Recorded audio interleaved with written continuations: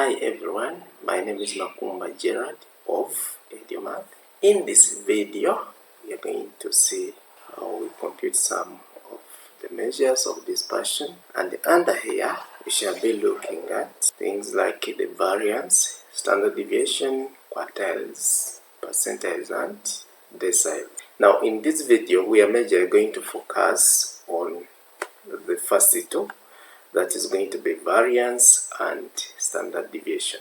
And if you're new here at EduMath, consider subscribing and hitting the notification bell so that you are notified whenever we make an upload. For now, let's jump into it.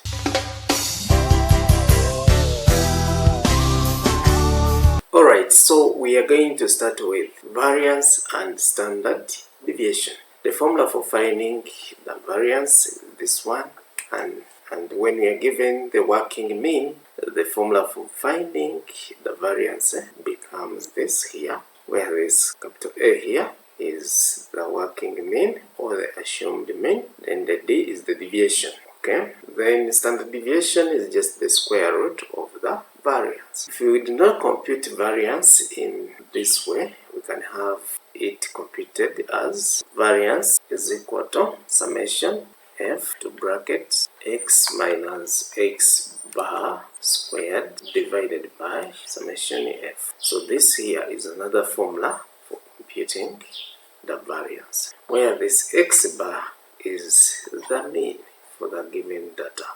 Alright, so we can now start having an example about this. The table below shows the weights of a sample of 33 patients at a particular ELISA center.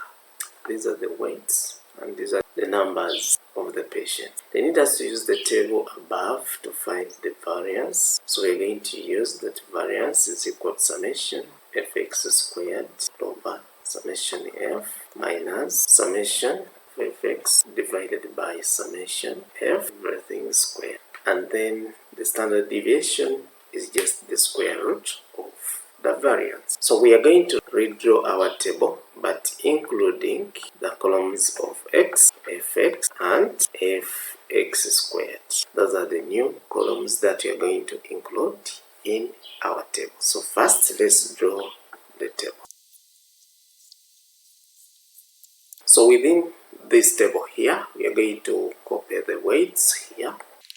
Shall have the number of patients, that's the frequency. Shall have x, compute fx, because we need it here. We shall compute fx squared. Some friends may be thinking that we are first of all going to square x and then multiply it by f to get fx squared. No, we are just going to get x times fx. X times fx gives rise to fx squared. These columns multiplied together, we get this column.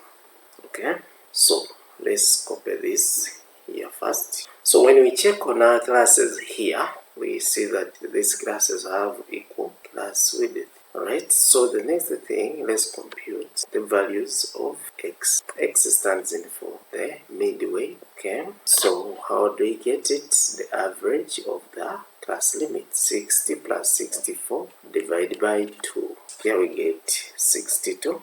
We do the same for here, 65 plus 69 divided by 2, get 67, and so on. The next thing here is we're going to multiply f times x to get fx. So 2 times 62, we get 124. 67 times 4, we get 268. 5 times 72 here, we are getting 360, and so on. Now we need to get the values under the column of fx squared. Like we said before, we are going to use algebra here. You know that when you get x times fx, we shall be getting fx squared. The x's will multiply each other and then we shall have this. Alright, so we get 62 times 124.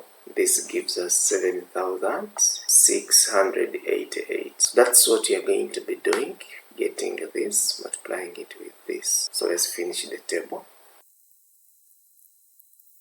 So we need to go ahead and get summation fx. We also need summation f, but we have been given that there are 33 patients, so you can only add to confirm that this is 33. Summation f. When we add all this, we shall be getting 2526. Then summation fx squared, when we compute it, is shall get 194,922.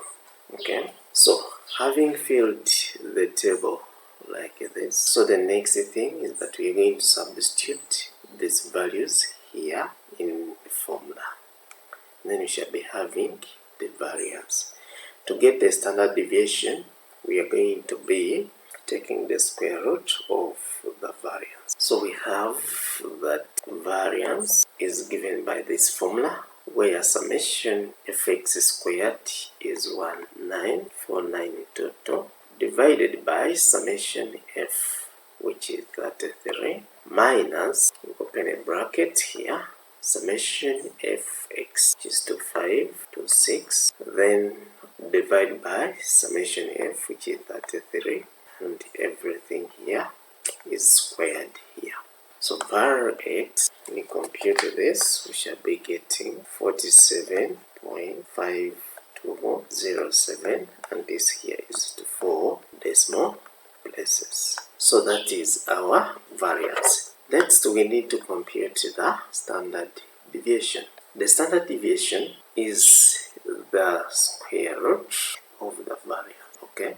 Denoted with the letter sigma is equal to the square root of the variance. So that means variance is denoted with the letter, this is a Greek letter, sigma squared. So standard deviation is going to be the square root of 47.5207. Standard deviation now becomes 6.8935. This is also to 4 decimal places. Now, my dear friends, we are going to go ahead and compute the same parameters by using this formula, that variance of x is equal to summation f into bracket x minus x bar, which is the mean, squared, divided by summation f. This is what we have to go ahead and we use just to confirm that this can as well give the same value. That's number one. Secondly, I have got one more number that I need to give you, and you keep on practicing. The table below shows a survey of the ages of elders in a particular parish. So this here is the table, and they need us to find the standard deviation and the variance there. If in case you find that the video is fast, you can pause it and have this question written down. So at this moment, I would like to thank you so much for being part of EduMath. And if you're new here at EduMath, before you leave, please consider subscribing, hitting that notification bell. For now, God bless you. See you in the next video, which will be about finding the variance when given the working mean, and that's the formula which we shall use. See you there.